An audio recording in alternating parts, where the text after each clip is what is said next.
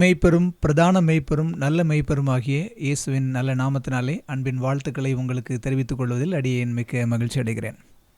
குருட்டாட்டமும் திறக்கப்பட்ட கண்களும் என்கிற தலைப்பின் 2வது பாகத்தை இந்த நாளில் படிக்க இருக்கிறோம். இந்த 2வது பாகத்தின் தலைப்பாக பார்வையுள்ள குருடன் என்கிற சிந்தையோடு கூட நாம் என்ன செய்கிறோம், இந்த நாளின் செய்தியை படிக்க இருக்கிறோம். யாருங்க பார்வையுள்ள குருடன் அப்படின்னு சொன்னால், வேதாகமம் யாரை பார்வையுள்ள குருடன் என்று சொல்லுகிறது என்பதை நாம் தெரிந்து கொள்ளணும் அப்படின்னு சொன்னால், யாத்திராகம புத்தகம் 23வது அதிகாரம் 8வது வசனத்தை வாசிப்போம். பரிதானம் பார்வை உள்ளவர்களை குருடாக்கி நீதிமான்களின் வார்த்தைகளை புரட்டுகிறது. உபாகமம் 16:19 வாசிக்கிறோம், பரிதானம் ஞானிகளின் கண்களை குருடாக்கி நீதிமான்களின் நியாயங்களை தாறுமாறாக்கும். அப்போ எதுங்க குருட்டு?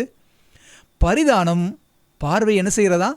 குருடாக்குகிறதா. அப்போ யார் பரிதானம் வாங்குகிறார்களோ அவர்கள்தான் கண் பார்வையுள்ள குருடர்கள். பரிதானம் என்ன? லஞ்சம் வாங்கிறது. செய்ய வேண்டிய வேலைக்கு பணம் கொடுத்தால் மாத்திரமே வேலை செய்வது தான் பரிதானம் வாங்குவது என்று சொல்லி பொருள். உலகத்தார் சொல்லுவாங்கல்ல, பணம் கண்ணை மறைக்குது என்கிற பேச்சின் அடிப்படையில் பணத்தினால் பார்வை இழந்த ஒரு படுபாவியின் வாழ்க்கையிலிருந்து இந்த நாளில் நாம் என்ன செய்ய போகிறோம்? சில பாடங்களை படித்துக்கொள்ள இருக்கிறோம். ஒரு கண் தெரியாத ஒரு மனிதன் ஒரு நாள் ராத்திரி வேளையில் வெளியில் போகும்போது கையில் ஒரு விளக்கை எடுத்துகிட்டு போனானான். இதை பார்த்த அநேக மக்கள் அவனை பார்த்து பரியாசம் பண்ணி சிரித்தாங்களாம். உனக்கு தான் கண்ணு தெரியாதுல்ல, இந்த விளக்கை எடுத்துகிட்டு போகிறதுனால நீ எதன் மீதும் மோதாமையாக இருக்க போகிற, எதுக்காக இதை எடுத்துகிட்டு போகிற அப்படின்னு சொல்லி அவனை பார்த்து பரியாசம் பண்ணாங்களாம். அப்போ அந்த பார்வை இல்லாத மனிதன் சொன்னானா, இந்த விளக்கு நான் பிறர் மீது மோதாமல் இருப்பதற்கு அல்ல, இரவிலே இந்த வெளிச்சம் இருப்பதினால் பிறர் என் மீது மோதாமல் என்னை நான் பாதுகாத்து கொள்ள முடியும் என்று சொல்லி அவன் பதில் சொன்னாலாம். கிறிஸ்துவுக்குள் அன்பானவர்களே, பாவ உலகில் கண் சொருகி போன நமக்கு வேதாகமமே வெளிச்சமாக இருக்கிறது. நீதிமொழிகள் 6:23 சொல்கிறது, கட்டளையே விளக்கு வேதமே வெளிச்சம் என்று சொல்லி. இந்த நாளிலும் பார்வையுள்ள குருடனுடைய வாழ்க்கையிலிருந்து நம்முடைய பயபக்தியுடைய வாழ்க்கைக்கு என்ன பாடத்தை கற்றுக்கொள்ளலாம் என்று சொல்லி ஜெபித்து ஆராயலாமா? அன்புள்ள ஆண்டவரே, உடைய வேதம் எங்களுடைய கண்களுக்கு முன்பாக திறந்திருக்கிறது. ஆண்டவரே, நாங்கள் சிறுமையும் எளிமையுமானவர்கள். தேவன் உடைய வார்த்தையை அடியானுடைய நாவில் வைக்கும்படியாக, அது என்னுடைய வாழ்க்கைக்கு மாத்திரமல்ல, இந்த செய்தியை கேட்கிற ஒவ்வொரு தேவ பிள்ளைகளுடைய வாழ்க்கைக்கும் பெரிய பலனையும் உத்வேகத்தையும் கொடுக்க இயேசுவின் வழியாக ஜெபிக்கிறோம் நல்ல பிதாவே, ஆமென். பணத்தினால் பார்வை இழந்த ஒரு படுபாவியான ஒரு மனிதன் யார் என்று சொன்னால், பிலேயாம் என்கிற தீர்க்கதரிசி. இந்த பிலேயாம் தீர்க்கதரிசியை குறித்து எண்ணாகம புத்தகம் 22, 23, 24, 25வது அதிகாரங்களில் அவரை குறித்து நாம் படிக்கலாம்.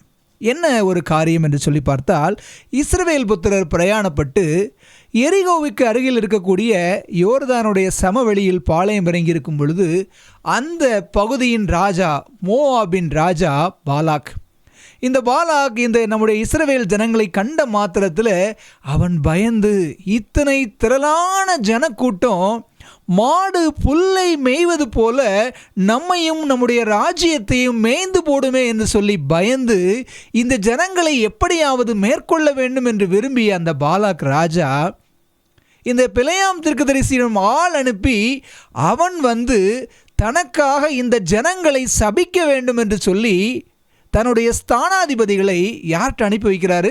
பிலேயாம் தீர்க்கதரிசிகிட்ட அனுப்பி வைக்கிறார். ஏனென்றால் அவருக்கு தெரியும், பிலேயாம் யாரை ஆசிர்வதிக்கிறாரோ அவன் ஆசிர்வதிக்கப்பட்டிருப்பான், அவர் யாரை சபிக்கிறாரோ அவன் சபிக்கப்பட்டிருப்பான் என்பதை உணர்ந்த இந்த பாலாக் ராஜா தன்னுடைய ஸ்தானாதிபதிகளை அவர் என்ன செய்கிறாரு? அனுப்பி வைக்கிறாரு. பாருங்க, 5வது வசனம். அவன் பேரின் குமாரனாகிய, எண்ணாகமம் 22வது அதிகாரம் 5வது வசனம். அவன் பேரின் குமாரனாகிய பிலேயாமை அழைத்து வரும்படி தன் சந்ததியாருடைய தேசத்தில் நதியருகே உள்ள பெத்தூருக்கு ஸ்தானாதிபதிகளை அனுப்பி, எகிப்திலிருந்து ஒரு ஜனக்கூட்டம் வந்திருக்கிறது, அவர்கள் பூமியின் விசாலத்தை மூடி எனக்கு எதிரே இறங்கி இருக்கிறார்கள். அவர்கள் எண்ணிலும் பலவான்கள். ஆகிலும் நீர் ஆசிர்வதிக்கிறவன் ஆசிர்வதிக்கப்பட்டவன், நீர் சபிக்கிறவன் சபிக்கப்பட்டவன் என்று அறிவேன். ஆதலால் நீர் வந்து எனக்காக அந்த ஜனத்தை சபிக்க வேண்டும். அப்பொழுது ஒருவேளை அவர்களை முறியடித்து அவர்களை தேசத்திலிருந்து துரத்தி விடலாம் என்று சொல்ல சொன்னான். இப்படி சொல்லி பாலாக் பிலேயாமிடம் தீர்க்கதரிசிகளை அனுப்பி வைக்கிறாரு. இப்போ இந்த பாலாக் பிலேயாமிடத்தில் தன்னுடைய ஸ்தானாதிபதிகளை அனுப்பி வைக்கிறாரு. இப்போ அவர்கள் எல்லாரும் வந்து பிலேயாமிடம் காரியத்தை சொல்கிறாங்க. என்ன செய்கிறாங்க? குறி சொல்லக்கூடிய கூலியை தங்களுடைய கைகளில் எடுத்துக்கொண்டு பிலேயாமிடத்தில் போய் பாலாக்கோட வார்த்தைகளை என்ன செய்கிறாங்க? அவங்க அறிவிக்கிறாங்க. அப்போது அந்த பிலேயாம் தீர்க்கதரிசி அவர்களை பார்த்து சொல்கிறாரு, ராத்திரிக்கு என்ன செய்யுங்க, இங்கே தங்கி இருங்க, கர்த்தர் எனக்கு சொல்லுகிறபடியே உங்களுக்கு உத்தரவு கொடுப்பேன் என்றான். அப்படியே அன்றைக்கி ராத்திரியில் அந்த மோவாவிய பிரபுக்கள் பிலேயாம் தீர்க்கதரிசியோடு என்ன செய்கிறாங்க? தங்கினார்கள். ராத்திரி வேளையில் ஆண்டவராகிய தேவன் பிலேயாமை கூப்பிட்டார்.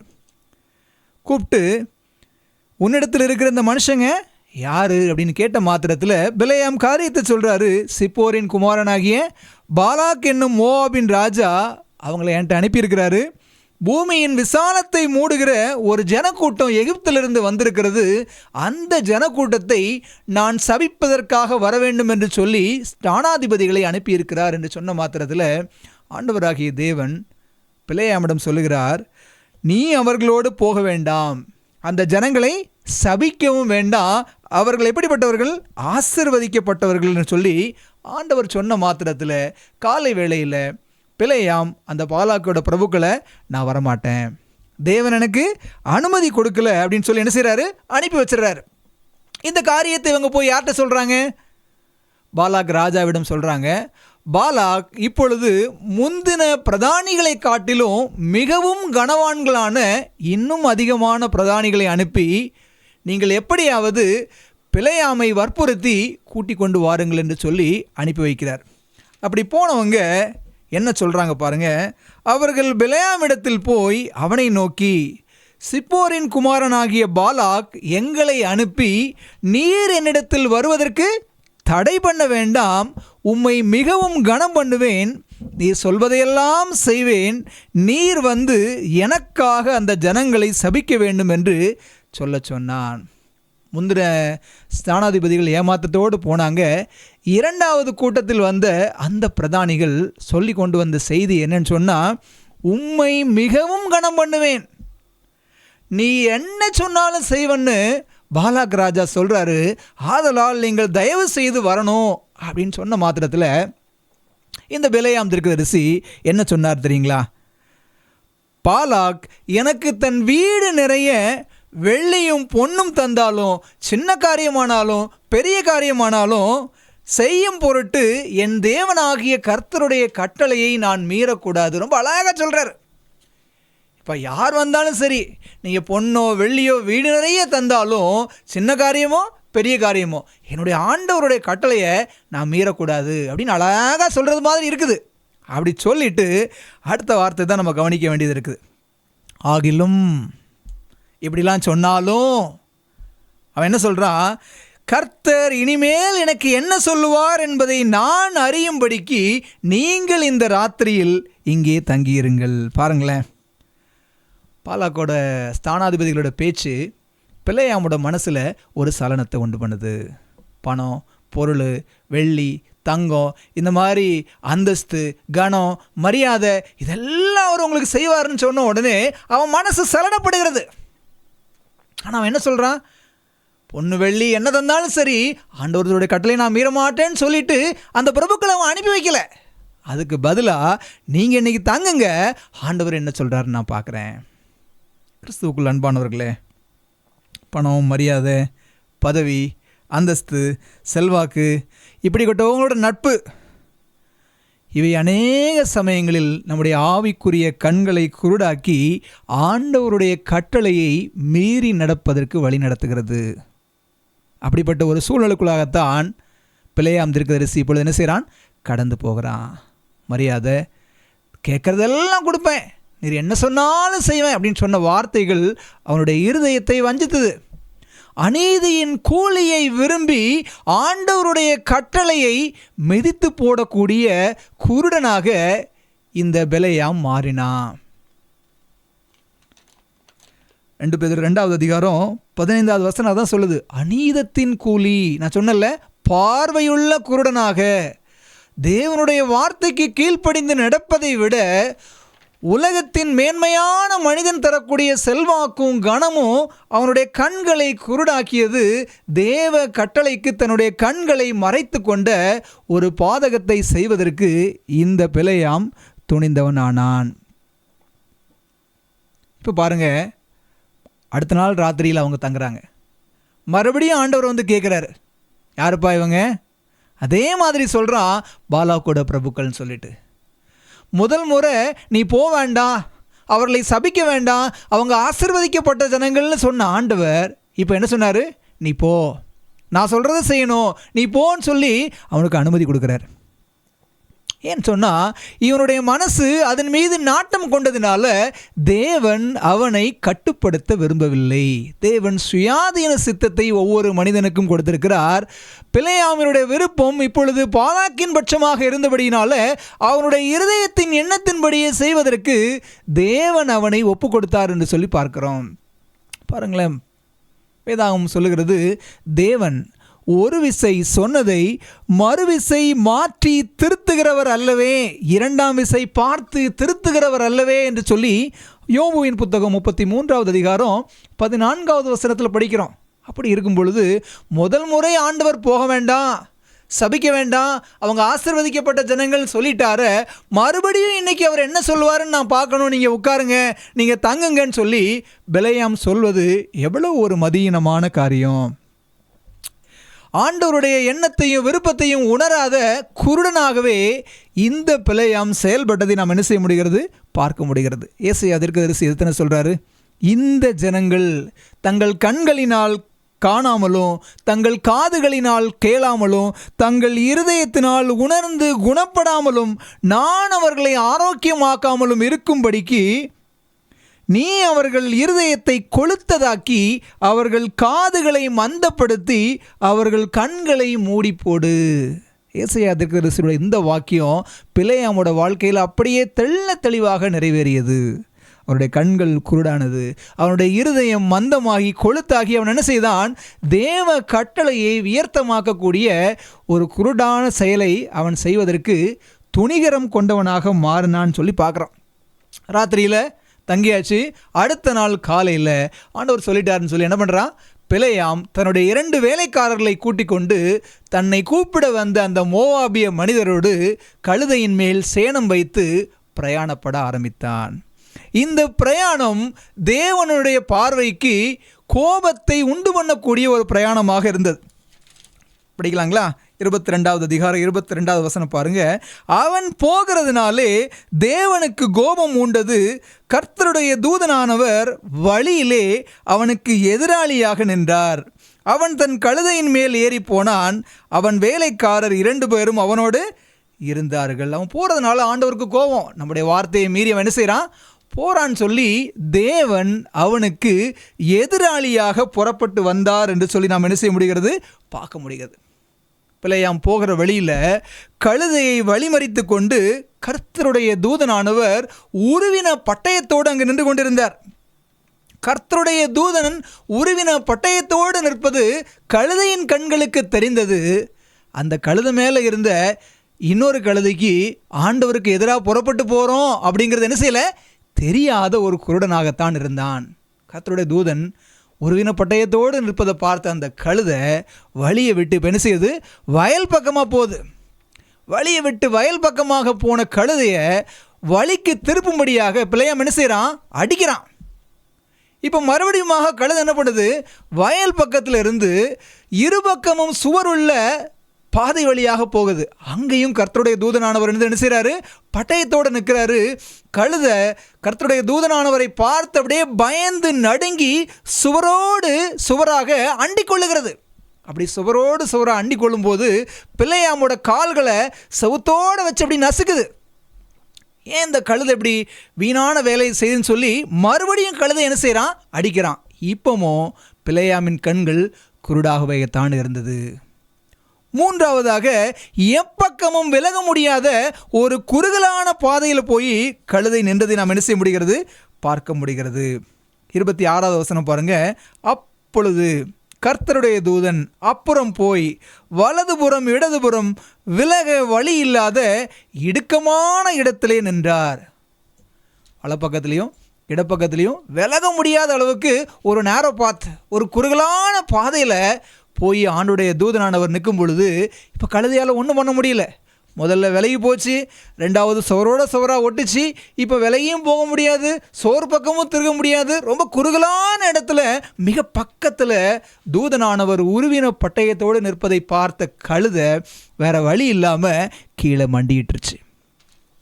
கீழே கர்த்தருடைய தூதனை கண்டு பிலேயாமின் கீழ் படுத்து கொண்டது கழுதை. பிலேயாம் கோபம் உண்டவனாகி கழுதையை தடியினால் என்ன செஞ்சார்? அவர் அடித்தார் என்று சொல்லி நாம் என்ன செய்ய முடிகிறது? பார்க்க முடிகிறது. இப்போ வரைக்கும் பிலேயாம் தன்னுடைய குருட்டாட்டத்தை உணரவே இல்லை. பிலேயாமுடைய குருட்டாட்டத்தை உணர வைப்பதற்காகத்தான் முதலில் தேவன் கழுதையோட கண்களை திறந்தார். கழுதை அதனால் அவனுடைய பிரயாணத்துக்கு ஒத்துழைக்கவே இல்லை. அது அடம் பிடிக்குது, வழியை விட்டு ஓடுது, கீழே படுத்துக்குது. கழுதையின் கண்களை தேவன் திறந்தார்.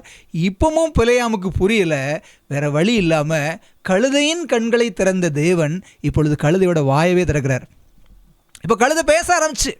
நீங்கள் பேசாவிட்டால் கல்கள் கூப்பிடுன்னு சொன்ன மாதிரி பிலேயாமுக்கு குருட்டாட்டம் நீங்கணும் அப்படிங்கிறதுக்காக தேவன் கழுதையின் கண்களை மாத்திரமல்ல கழுதையோட வாயையும் திறந்தார். இப்போ பேசாத கழுதை பேசி தீர்க்கதரிசியினுடைய மதிகேட்டை தடுத்துச்சு. என்ன பேசி பாருங்களேன். கழுதை 2 கேள்வி கேட்டுச்சு. என்ன கேள்வி அப்படின்னு சொன்னால், நீர் என்னை 3 முறை அடிக்கும்படி நான் உமக்கு என்ன செய்தேன்? ஐயா எஜமானே, என்னை 3 முறை அடிச்சிங்க தடியினால். நீங்கள் 3 முறை அடிக்கிறதுக்கு நான் என்ன தப்பு செஞ்சேன் அப்படின்னு சொல்லி கேட்குது. இப்போ பிலேயாம் சொன்னாரா, நீ என்னைய பரியாசம் பண்ணிட்டு வர்றியா அப்படின்னு சொல்லி கேட்குறாராம். வழியில் போகிறதுக்கு பதிலாக திராட்சை தோட்டத்துக்குள்ளே போகிற, குறுகலான பாதையில் போகிற, சந்து பொந்து வழியில் போகிற, என்னை நீ பரியாசம் பண்ணுறியா?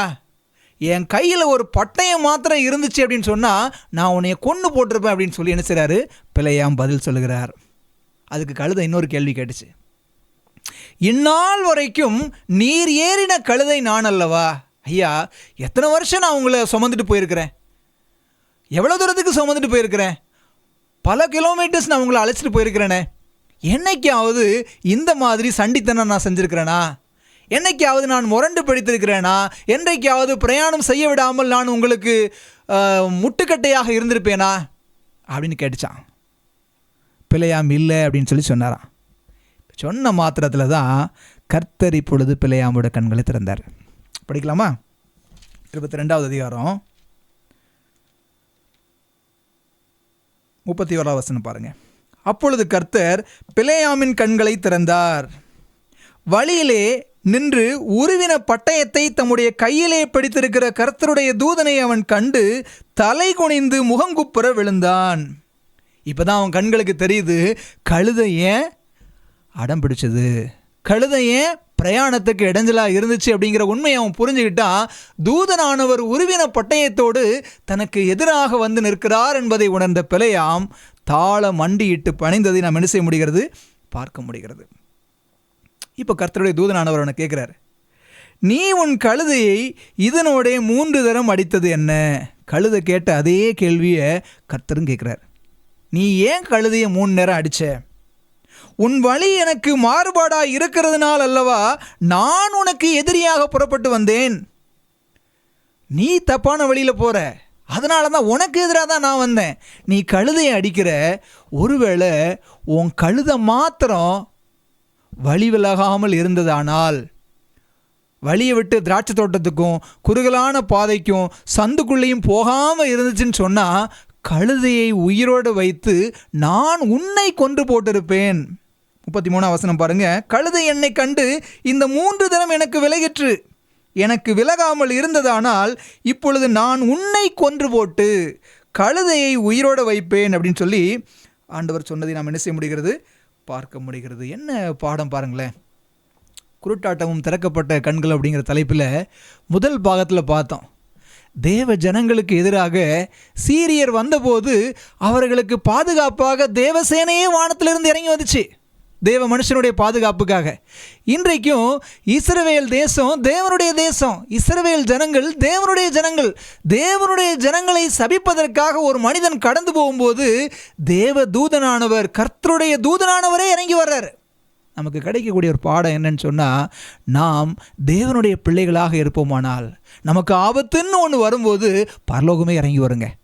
ஒன்று தேவன் இறங்கி வருவார், இல்லைன்னா தேவசேனை இறங்கி வரும். எவ்வளோ ஒரு நம்பிக்கையின் செய்தியை தேவன் நமக்காக வைத்திருக்கிறார். கழுதை 3 தரம் விலகியதுனால பிலேயாமோட உயிர் தப்பித்தது. நிறைய கடைகளில் பார்த்தீங்கன்னா அழகாக ஒரு ஃபோட்டோ ஃப்ரேம் வச்சுருப்பாங்க, 2 கழுதனுக்கும். என்ன எழுதி போட்டிருப்பாங்க தெரியுமா?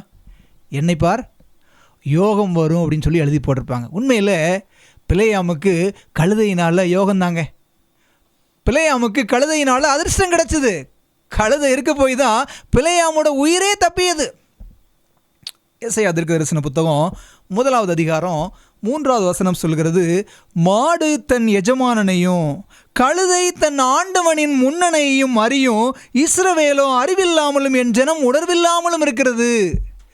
பிலேயாமோட கழுதைக்கு தன்னுடைய எஜமான் யாரு, தான் போக வேண்டிய இடம் எதுங்கிறது நல்லா தெரிஞ்சுது. ஆனால் பிலேயாமுக்கு தான் தன்னுடைய எஜமான் யாருன்னு தெரியல, தான் எங்கே போகணுன்னு தெரியாத ஒரு உணராத ஒரு உணர்வில்லாத மனிதனாகவே அவன் இருந்ததை நாம் என்ன செய்ய முடிகிறது, பார்க்க முடிகிறது.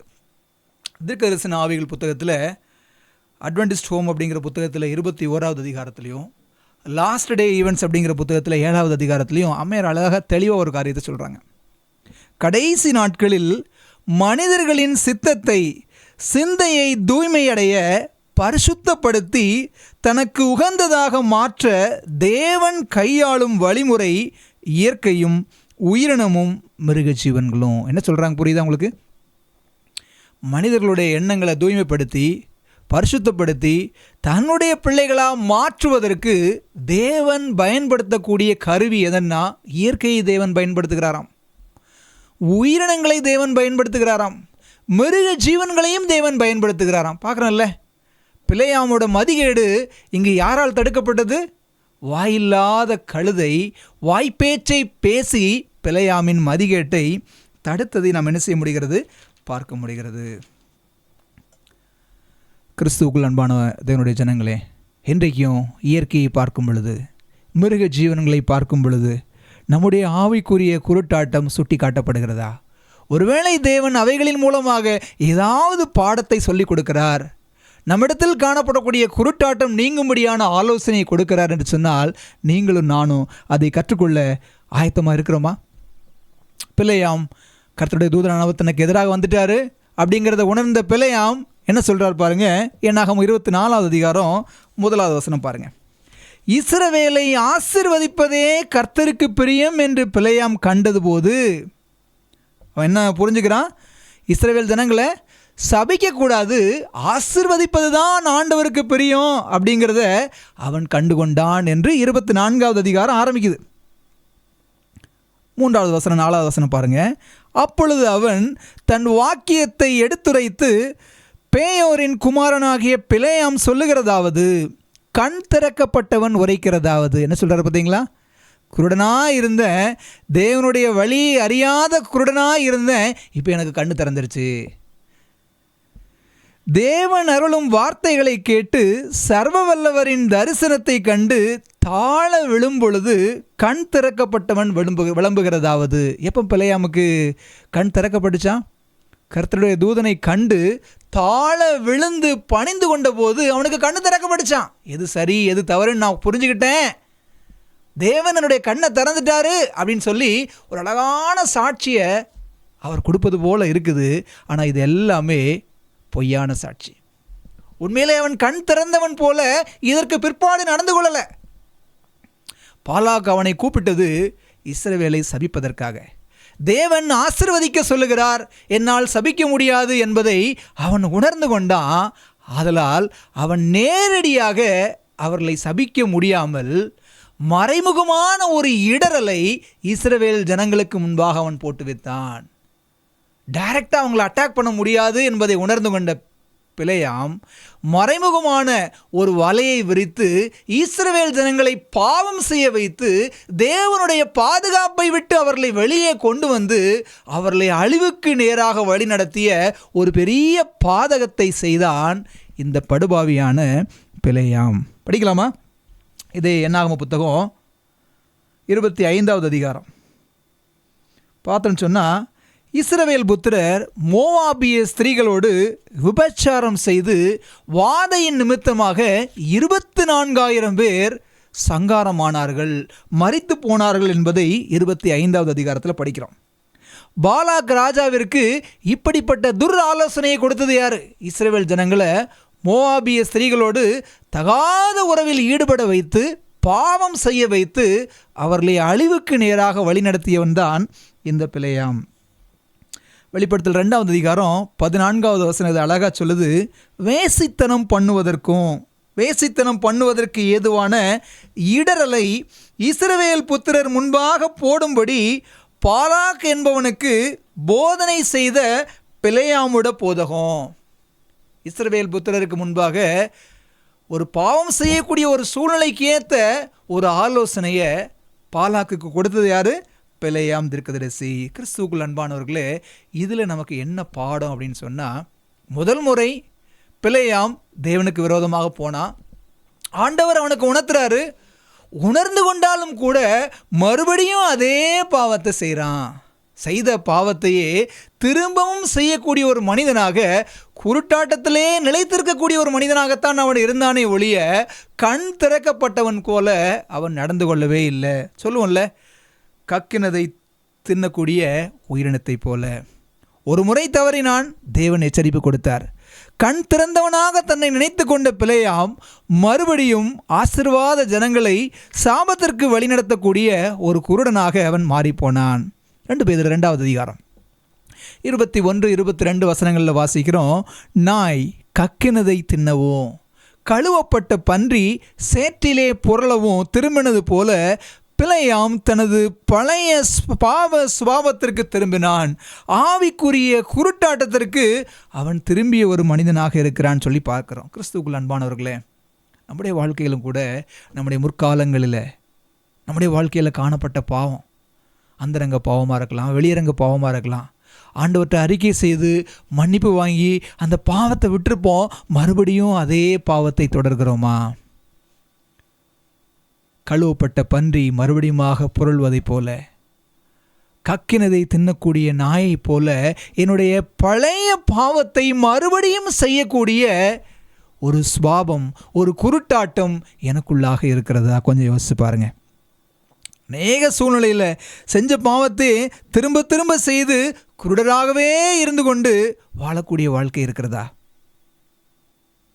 நம்முடைய கர்த்தரும் இரட்சகருமாகிய இயேசு கிறிஸ்துவை அறிகிற அறிவினாலே உலகத்தின் அசுத்தங்களுக்கு தப்பினவர்கள் மறுபடியும் அவைகளில் சிக்கிக்கொண்டு ஜெயிக்கப்பட்டால் அவர்களுடைய பின்னிலை முன்னிலையிலும் கேடுள்ளதாக இருக்கும்.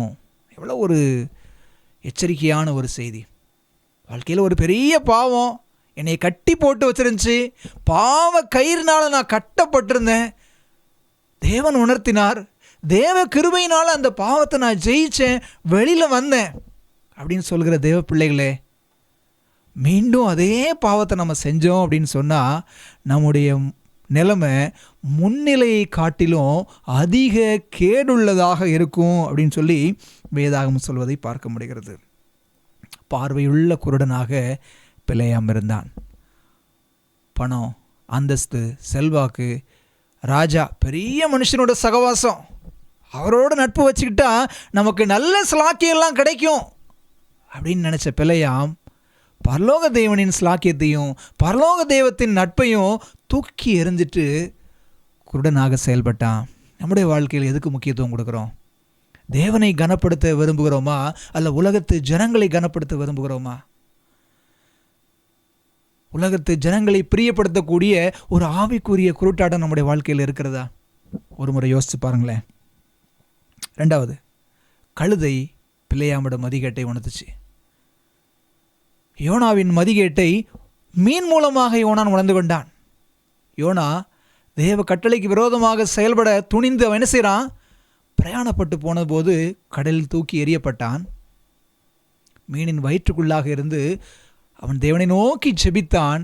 அவனுடைய நிலையை உணர்ந்து கொண்டான்னு சொல்லி பார்க்குறோம். இன்றைக்கும் தேவன் இயற்கையின் மூலமாக, மிருக ஜீவன்கள் மூலமாக அநேக நம்முடைய பாவங்களை நாம் வழிமாறி செல்லும் பொழுது நமக்கு உணர்த்தக்கூடியவராக இருக்கிறார். இயற்கையிலிருந்தோம், உயிரினங்களுடைய வாழ்க்கையிலிருந்தோம் பாடங்களை படித்துக்கொள்ள நாம் ஆயத்தமாக இருக்கிறோமா? பரிதானத்தினால் பார்வையுள்ள குருடனாக பிழையாம் இருந்தது போல பணம் இந்த உலகத்தில் பாவம் செய்ய வைக்கிறதுக்காக நம்முடைய கண்ணை மறைக்குதா? கிறிஸ்துவுக்குள் அன்பானவர்களே, ஒரு விஷயம் யோசித்து பாருங்கள். உங்களுக்கும் எனக்கும் தேவனோடு உள்ள உறவு எப்படி இருக்குது? தேவனுடைய கட்டளையை நாம் கை கொண்டு வாழ்கிறோமா அல்லது மீறி நடக்கிறோமா என்கிற சிந்தையை நாம் என்ன செய்வோம்? நம்மை நாமே அலசி ஆராய்ந்து யோசித்து பார்ப்போம். தேவ சமூகத்தில் ஒப்பு கொடுப்போம். ஆண்டவரே, நான் இந்தந்த காரியங்களெல்லாம் இன்னும் குருடனாக இருக்கிறேனா? என்னுடைய அறியாமை இருள் அகல எனக்கு உதவி செய்யுங்க. பழைய பாவத்தையே நான் திரும்ப திரும்ப செஞ்சிட்ருக்கிறேனா? தீமோத்தேயு புத்தகத்தில் பவுல் சொல்கிறார்ல, சிலருடைய பாவங்கள் நியாய தீர்ப்புக்கு முந்திக் கொள்ளும், சிலருடைய பாவங்கள் அவர்களை பின்தொடரும். நம்முடைய பாவங்கள் நம்மை பின்தொடர்ந்து கொண்டே இருக்கிறதா? செய்த பாவத்தையே திரும்ப திரும்ப செய்துட்ருக்கிறோமா? அல்லது நம்முடைய பாவங்களுக்காக நாம் தேவ சமூகத்தில் அறிக்கை செய்து கண் திறக்கப்பட்டவர்களாக தேவனோடு நல்ல உறவில் இருக்கிறவர்களாக இருக்கிறோமா? நம்ம தேவ சமூகத்தில் யோசித்து பார்ப்போம். நம்மை நாமே அர்ப்பணிப்போம். தேவன் அருளக்கூடிய திறக்கப்பட்ட கண்களை பெற்றுக்கொள்ள அவருடைய சமூகத்தில் ஒப்புக் கொடுப்போம். கர்த்தர் நம்ம ஒருவரையும் ஆசீர்வதித்து வழிநடத்துவாராக. ஆமேன். அன்புள்ள ஆண்டவரே, இந்த நாளில் நாங்கள் கேட்ட செய்திக்கு எங்களை ஒப்புக் கொடுக்குறோம். தேவனே, பிழையாமை போல உலகம் எங்கள் கண்களை மறைக்கிறதா? ஆண்டவரே, பணம், செல்வாக்கு, உயர்ந்த மனிதர்களின் சகவாசம், பெரிய மனிதர்களை பிரியப்படுத்த தேவ கட்டளைகளை நாங்கள் தூக்கி எறிகிறோமா? அவமாக்குகிறோமா? தேவன் எங்களுக்கு உணர்த்தும் போது உணர்ந்து கொள்ளாத இருதயம் எங்களுக்கு இருக்கிறதா? என்னென்ன குருட்டாட்டம் எங்களிடத்தில் காணப்படுகிறதோ, பிழையாமிடத்தில் இருந்த குருட்டாட்டம் ஒருவேளை எங்களிடத்தில் இருக்குமானால் தேவன் ஆசீர்வதிக்கக்கூடிய ஜனங்களை சபிப்பதற்காக நாங்கள் கடந்து போகிறோமா? நன்மைக்கு ஏதுவான ஜனங்களுக்கு நாங்கள் தீமை செய்ய கடந்து போகிறோமா? உள்ள ஆண்டவரே, இப்படிப்பட்ட எண்ணங்கள் ஒருவேளை எங்களுடைய வாழ்க்கையில் இருக்குமானால் இந்த அறியாமை இருள் அகலவும் தேவனுடைய பார்வையில் கண் திறக்கப்பட்டவர்களாக தேவ சமாதானத்திற்கு நேராக நாங்கள் வழி நடத்தப்பட கர்த்தர் உதவி செய்யும்படியாய் இயேசுவின் வழியாக ஜெபிக்கிறோம் நல்ல பிதாவே. ஆமென்.